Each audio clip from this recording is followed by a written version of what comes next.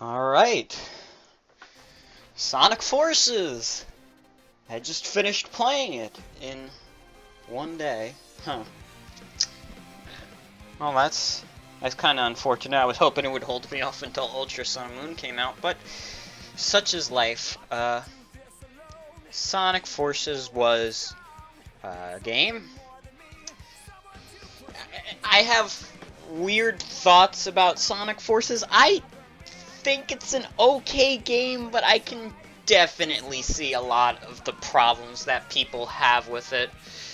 And this is not a game for everyone. Let me say right off the bat, if you do not like modern Sonic already, if games like Generations and Colors couldn't convince you before, Sonic Forces is absolutely not going to change your mind.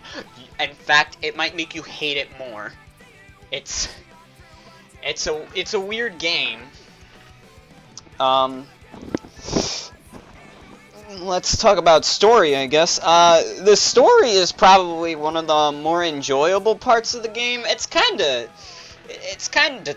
dumb, but it's also, like, enjoyable at the same time. I don't know if I'd say it's so bad it's good, because it's I don't know if I can really call it truly bad.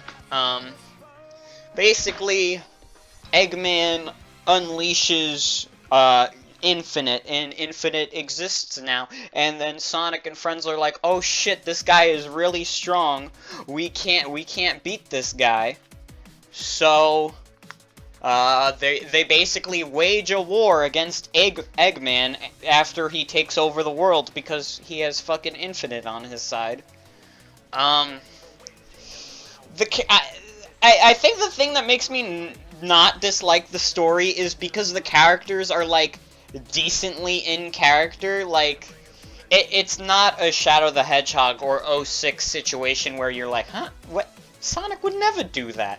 It's got your Sonic and your Tails, and even Knuckles. Knuckles tries to act kind of like a leader in this game, which, I mean, kind of fits with his personality. He's always trying to do things.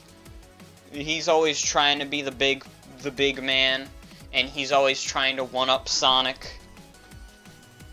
So it makes sense for Knuckles to try and be a leader. There's a decent amount of characters. You have, like, a resistance, but you don't play as any of them except for Modern Sonic, Classic Sonic, and your Avatar. So you don't have to worry about there being, like, these many different kinds of playable characters. It's not like Adventure or 06 where you're overloaded with different play styles. So getting into the gameplay, I feel like Classic Sonic and Modern Sonic are inferior to their versions from Generations. The physics have been slightly tweaked to be worse.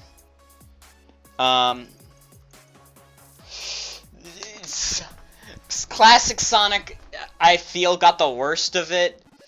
You got his drop dash from Mania, which is cool, but it's not, it doesn't help because another complaint I kind of have is the control scheme feels a bit off. Like the jump button is also the drop dash button, which I don't think was the case in Mania. I think there was a separate jump button and spin dash button. So I don't know what the deal is. I don't know. I don't know why they were so afraid to use the A button. And the Avatar has, like, a weird hook shot gun that you carry throughout the game, and that's also really awkward to use. Though that's not really the control's fault. The problem is, like, it delays your homing attacks, and it just doesn't feel nearly as satisfying as just plowing through enemies as Modern Sonic. The Avatar doesn't have, like, modern Sonic's double jump. He doesn't have the homing attack. So he's just kind of worse modern Sonic. In fact, if I had to rate the playstyles, I would say modern Sonic is the best one. It's got the closest to the generation's physics. I had the most fun in those stages. Then I would put the Avatar because while I don't think they're as good as modern Sonic, I still had some fun with them. And classic Sonic just kind of felt like an afterthought.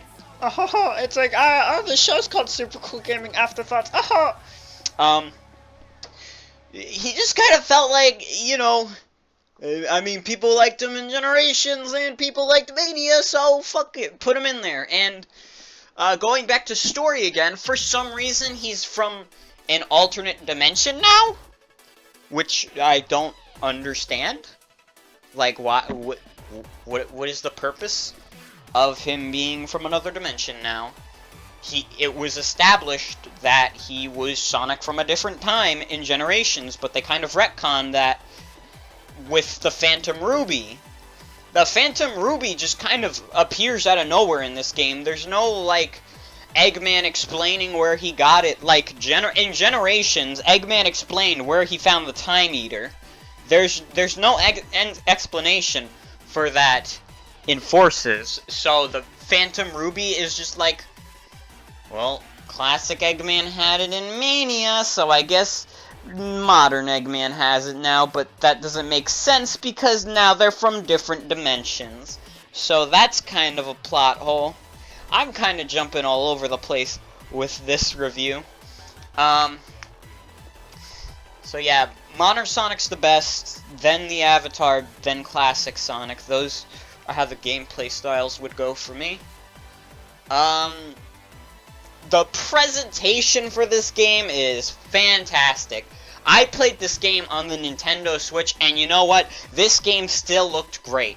And while I don't think it was in 60 FPS, the game still ran fine. So, I heard that people were having frame rate problems, but I didn't really have those. I don't know if I'm just lucky or stupid and I didn't notice it. Either could be possible. I'm not a very smart person. I just play video games. That's what I do.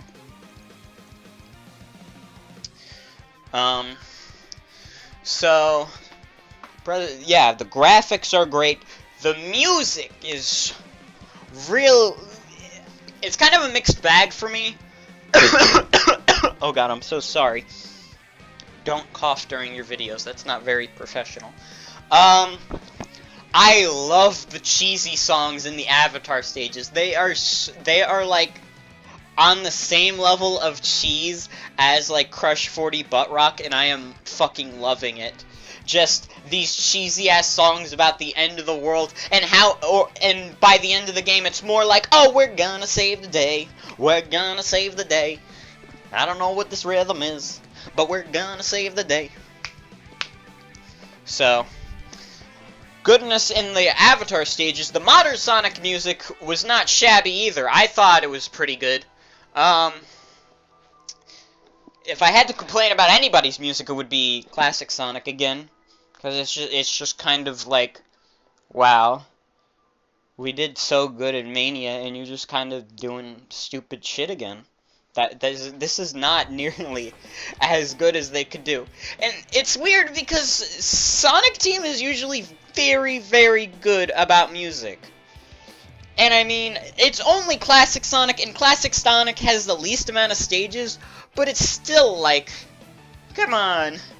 Couldn't you give me some more jams? Couldn't you give me some more jams? I don't know.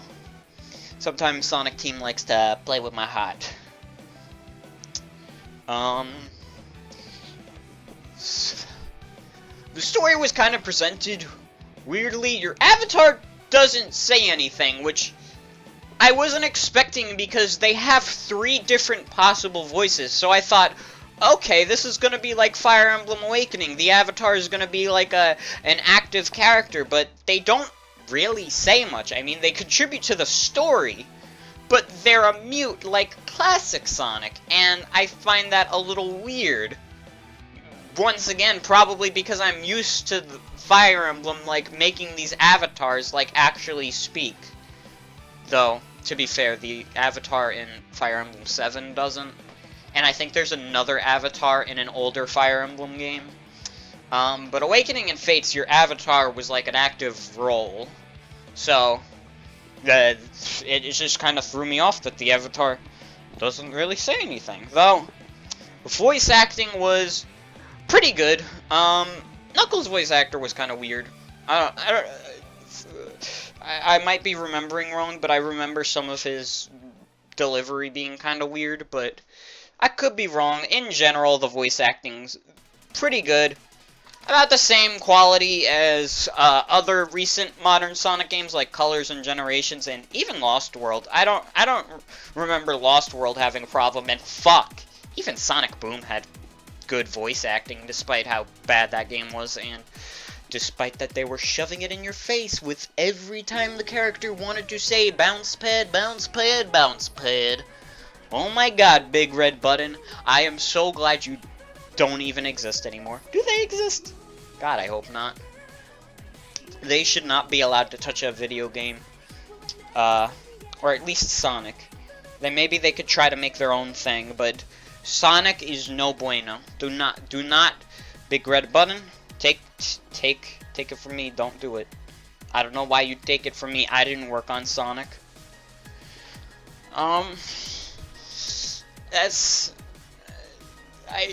The one thing I kind of dodged around was the level design, which is probably the part that is the most polarizing for everybody. I don't hate the level design, but it is definitely a lot more linear than Generations, and even Colors, which people are not going to like, because that leaves a lot less replayability. And yeah, I'm probably not going to replay this game like I've replayed Mania. I have like 50 hours in Mania currently. I'm loving that. I have about the same amount of hours in Generations. Love those games. But Forces, I don't really see myself going back to, because the levels are like Super Mario Brothers. Like, you have one pathway without the completely solid gameplay of Super Mario. Like, sure, Mario's levels are linear, but you want to play it again because it's a fucking good game. Forces is not Super Mario Brothers level of quality. It is, unfortunately, going to end up as another kind of negative note for modern Sonic. People are going to hate this game, and I'm sad to say that because I wanted to like Sonic Forces. I was optimistic about it this morning, and by the end of the day, I still liked what I got, and I don't know if that's because I have buyer's remorse, and I'm just like, oh, I gotta say this game is good. I spent like $40 on it.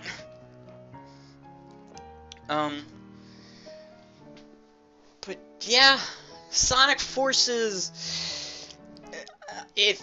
Once again, if you like modern Sonic, it couldn't hurt to try this one.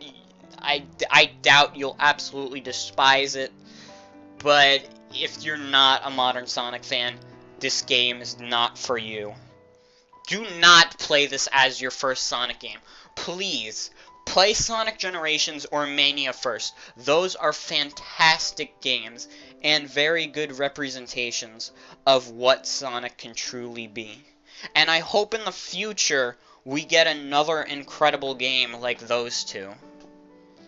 It's sad, kinda, because the last Sonic game was Lost World, and that was 4 years ago, and Forces was like a 4-hour game that was kind of meh. Hopefully, Sonic Team will try and learn from their mistakes. Maybe, I don't know. I am disappointed that this game wasn't as good as I was hoping. Like, when the Famitsu review came in, I was like, wow, this got the same score as Generations? This has gotta be a great game. And it was just okay. Love you, Sonic. I will continue to support you until you die, except I am still not buying Lost World on Steam. That's not happening. I'm not. Fuck you, Lost World. I don't care if fucking Great Clement or whatever said it was good. No. I still fucking hate Sonic Lost World. That game sucks. Sorry if you're a fan of Lost World, but that game fucks. And that game sucks.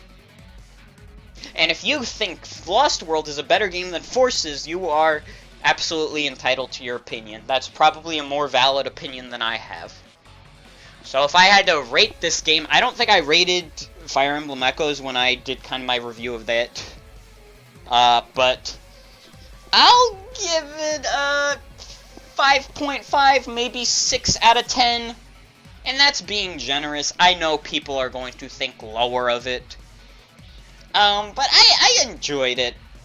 Was it a great game? No. It wasn't even that long, and I'm probably not going to replay it much, but I mean, I bought fucking Fire Emblem Fates and a bunch of DLC for like over $100, and no game could possibly ever rip me off more than that in my entire life.